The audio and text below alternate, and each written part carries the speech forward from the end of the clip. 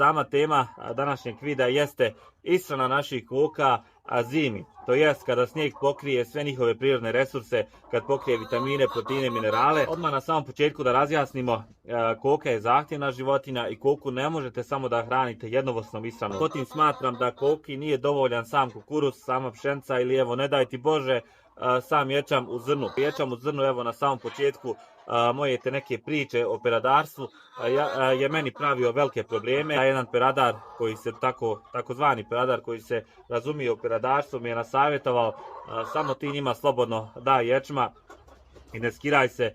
Kod mog pitanja zašto samo ječam, on mi je rekao da je kokama potreban za te neke dodatne proteine, za dodatnu energiju i da koka jednostavno bolje nosi kad koki date ječam.